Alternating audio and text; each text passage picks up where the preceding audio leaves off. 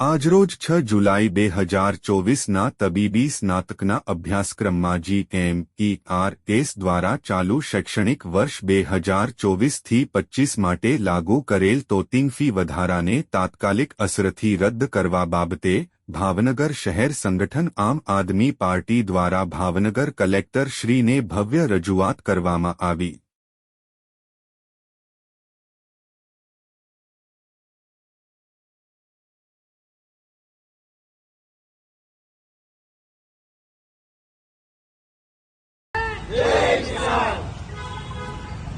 कल लड़े थे गोरों से, आज लड़ेंगे चोरों से।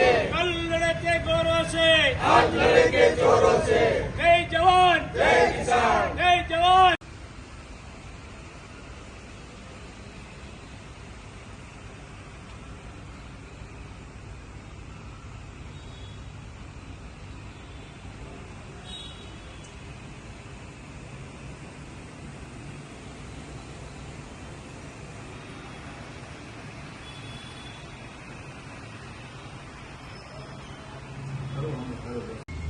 भारत माता की जय, भारत माता की जय। इनकलाब जिंदाबाद, इनकलाब जिंदाबाद। लड़ेंगे लड़ेंगे लड़ेंगे। आम आदमी पार्टी जिंदाबाद, आम आदमी पार्टी जिंदाबाद। भारत माता की जय, आम आदमी पार्टी जिंदाबाद।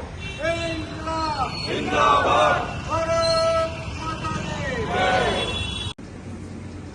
खास કરીને આમ આદમી પાર્ટી ભાવનગર શહેર પ્રમુખ ઘનશ્યામભાઈ પટેલ, એક્સ મેયર ગિરધરભાઈ પડાયા અને ભાવનગર શહેરની તમામ સમગ્ર ટીમ આજે સાહેબ આપ સાહેબને રજૂઆત કરવા આવ્યા છીએ કે તબીબી સ્નાતકના જે સ્ટુડન્ટ છે એની ફી લગભગ 70થી 85% વધારો કરી અને મેડિકલ ક્ષેત્રના જેટલા સ્ટુડન્ટો છે આ તમામ સ્ટુડન્ટોને મસ્ત મોટો એની ફી વધારો કરી અને ખૂબ જ એના વાલીઓને ચિંતામાં મૂકી દીધા છે સાહેબ।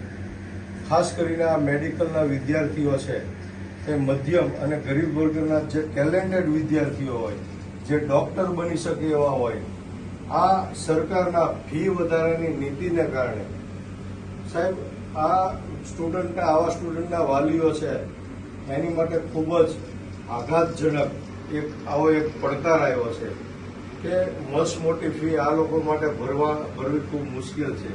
જ્યાં 3 લાખ જેવો ફી હતી ત્યાં 5-7 લાખ રૂપિયા ફી કરી નાખવામાં આવી છે।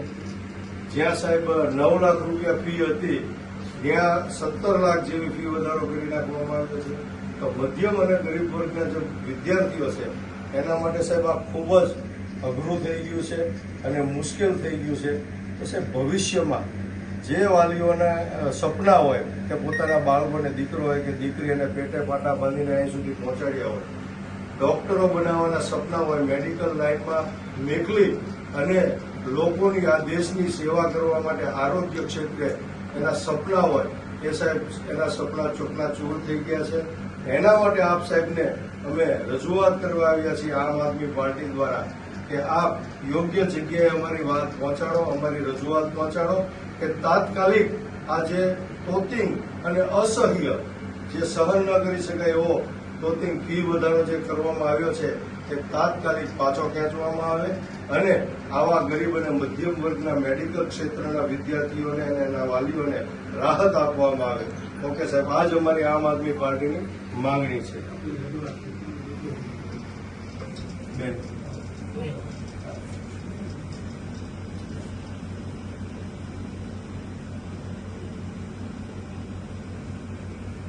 ઓકે, થેન્ક યુ સાહેબ।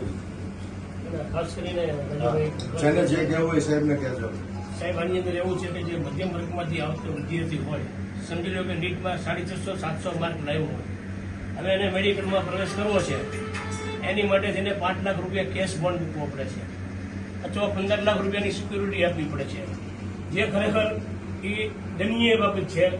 અથવા તો મકાન વેચવું પડે, અથવા દુકાન વેચવી પડે, અથવા ઘરેણાં વેચવા પડે। આ બધું ભેગું કરીએ ત્યારે મેડિકલ કોલેજની અંદર પ્રવેશ મળે।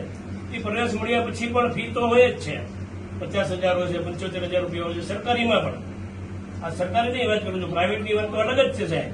ત્યાં તો ડેન્ટલમાં જાઓ તો તમે 10 લાખ રૂપિયા આપો તો તમને મળી જાય.